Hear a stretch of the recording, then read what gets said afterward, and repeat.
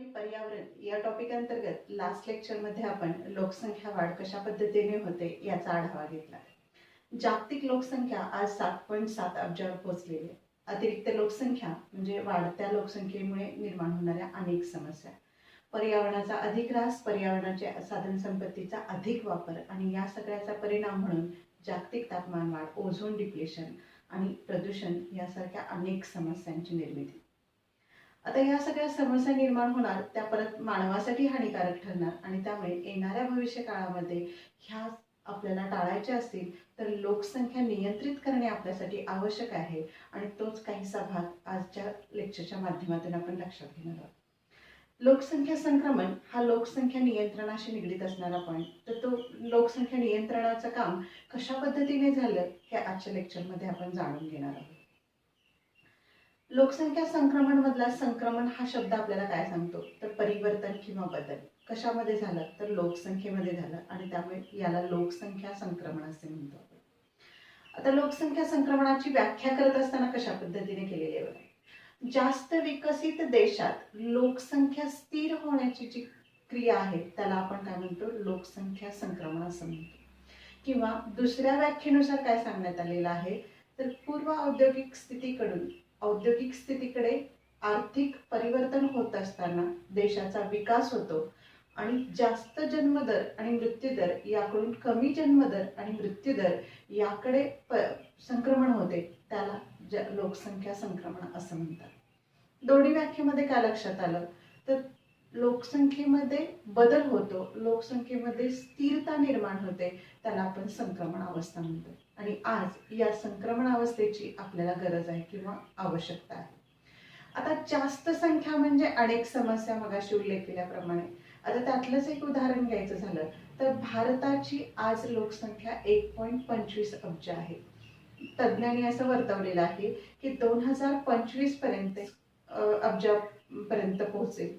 आता एवढी संख्या वाढली तर आज जेवढं अन्नधान्याचं उत्पादन आपण करतोय तेवढं ते पुरेसं ठरणार नाही. आज आपण 25 कोटी एवढं अन्नधान्याचं उत्पादन करतोय तर 2025 पर्यंत 135 कोटी लोकांसाठी आपल्याला तो टप्पा 32 कोटींवर नेला पाहिजे.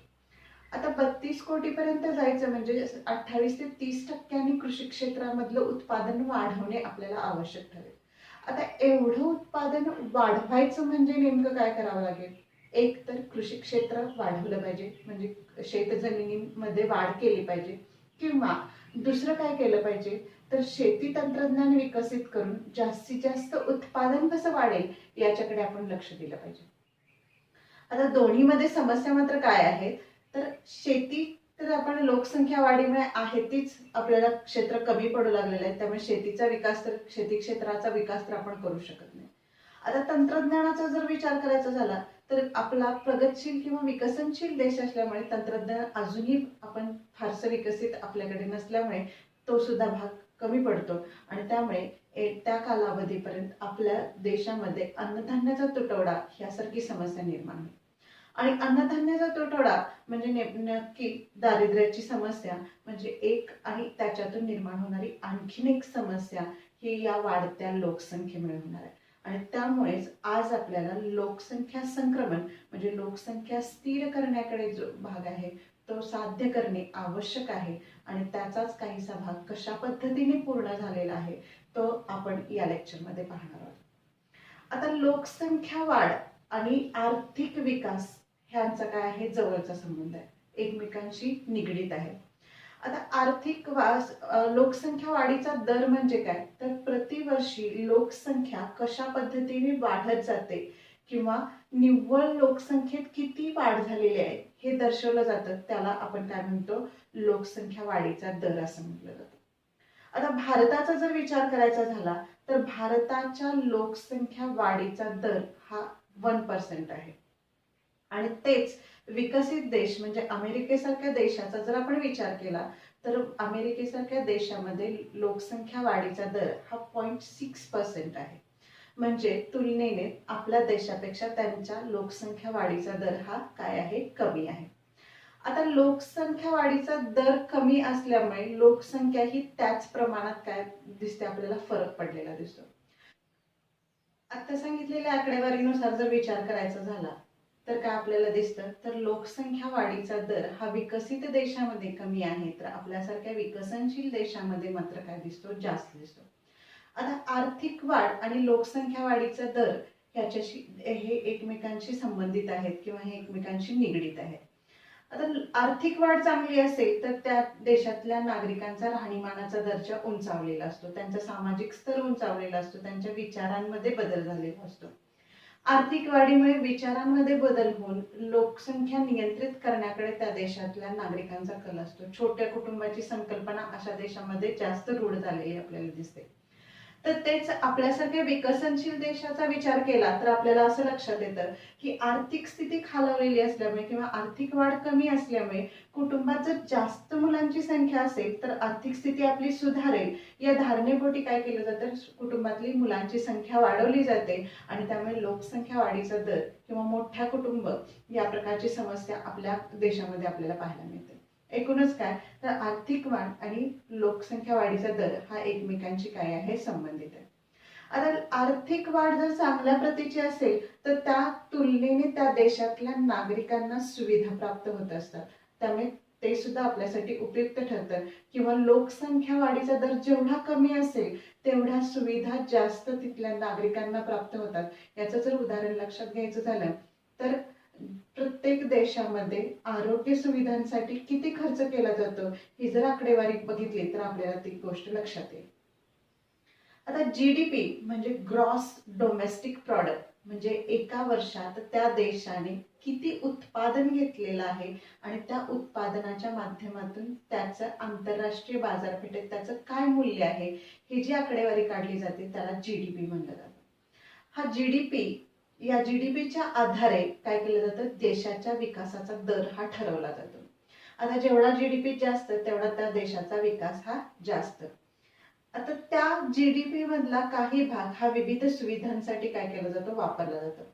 भारताचा विचार करायचा झाला तर भारतामध्ये जीडीपीच्या 1% भाग हा फक्त आरोग्य सुविधांसाठी वापरला जातो.